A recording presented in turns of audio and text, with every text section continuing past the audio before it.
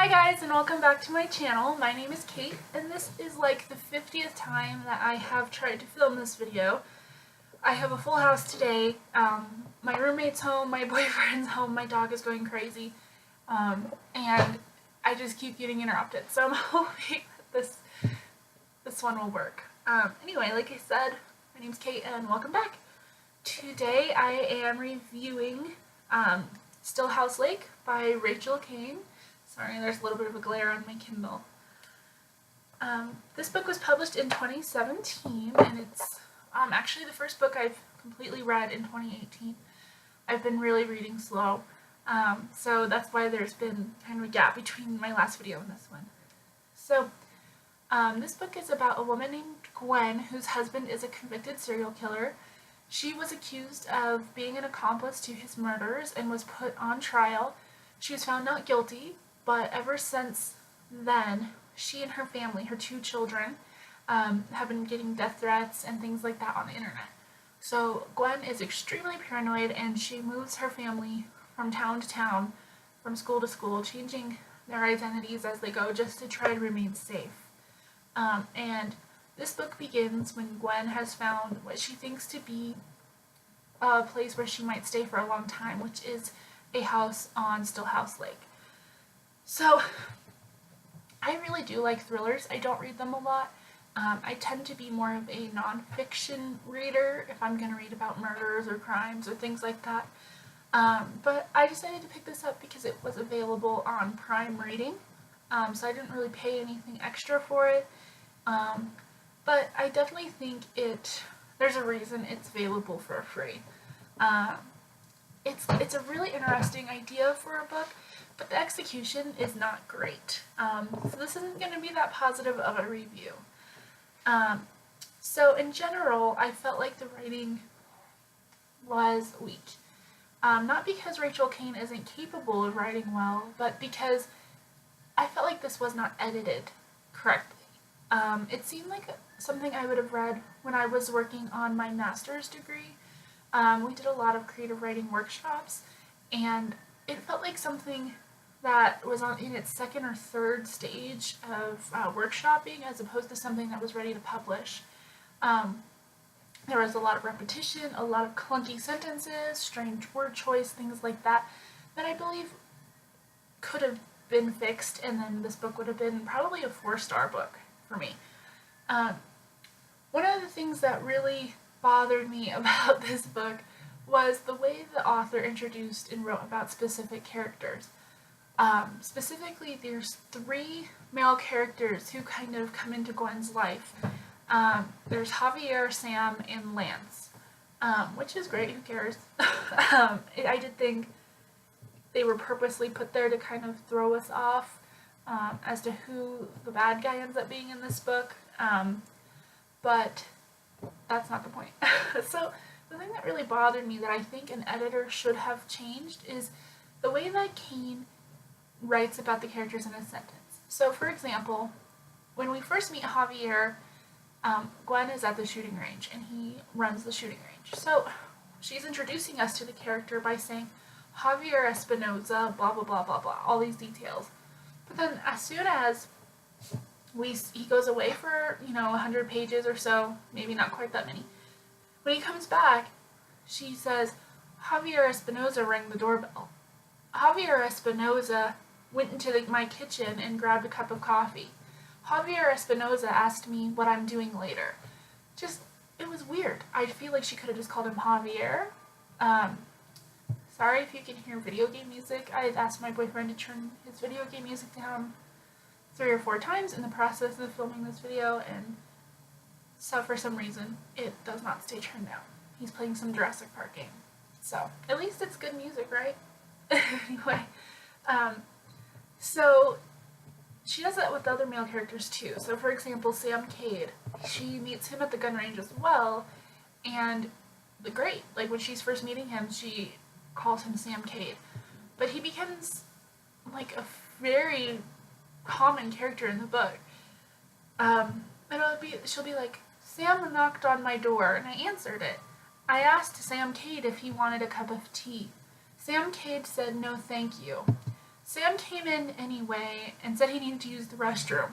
Sam Cade left the restroom. I mean, to me that was just clunky, and once I noticed it, I could not stop wanting to cross out the character's last name and just edit this whole book. It felt like it was a bit rushed into publication, and part of me does wonder if it's because it is published by Amazon, or at least an Amazon imprint, so I just wonder if potentially they just wanted to get content out. They didn't really care about the quality of it, which I hate to say because I feel like Rachel Caine has a really good idea for a story here. It's just poorly executed.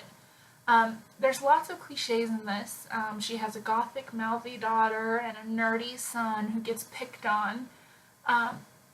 Her husband, the serial killer, is very cliche. He's manipulative, and there's something about him that's fresh or scary. He doesn't kill his victims in an interesting way. He has nothing about him that's interesting. He's just another conveniently weird guy who is there just to make the plot move, you know?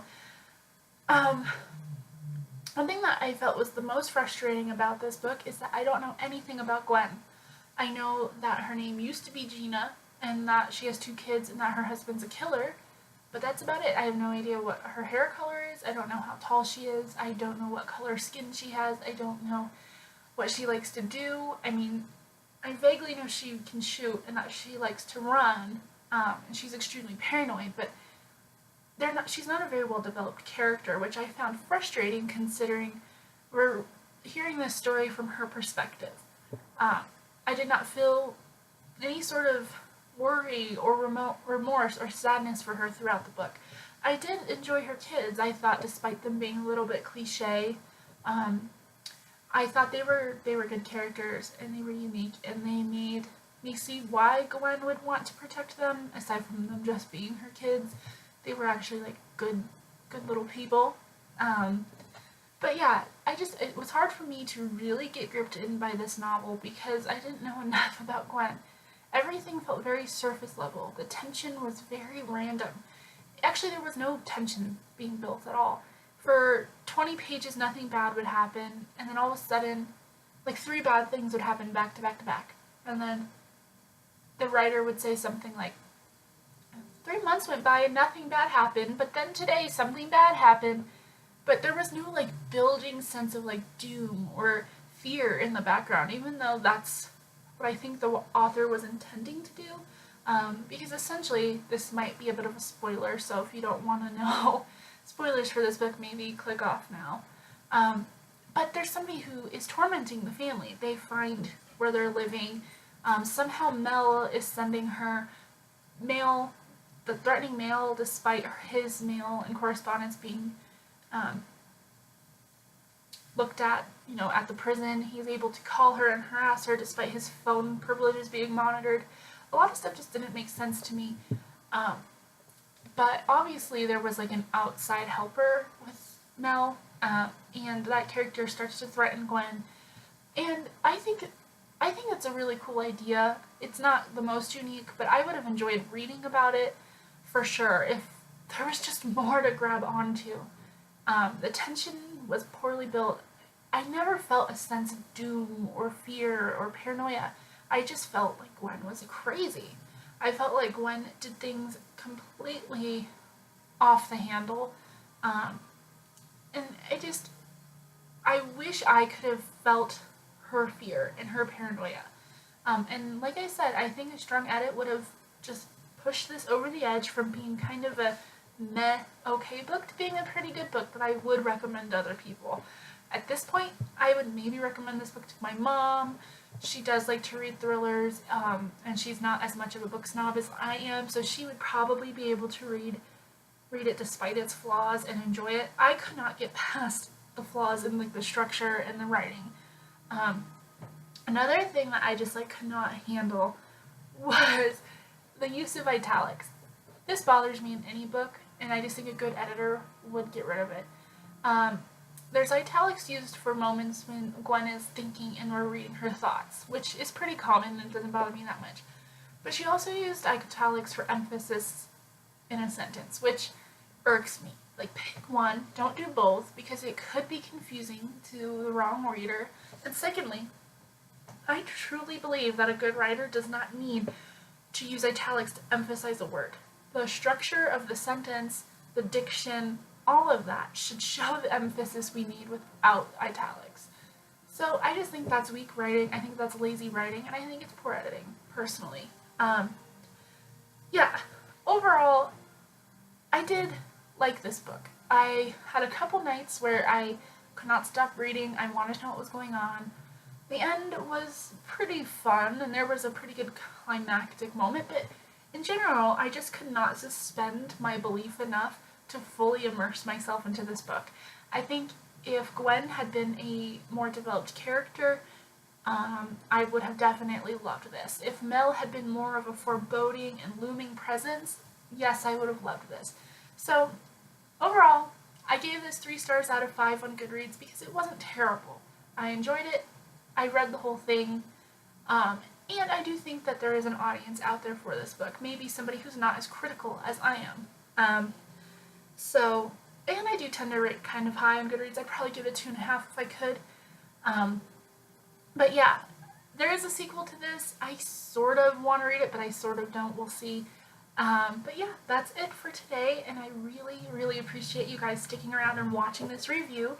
Let me know what you think of this book. Have you read it? Do you disagree with anything I'm saying? Any comments or thoughts are greatly appreciated, and please subscribe if you want to see more from me. Thank you guys, and have a great day.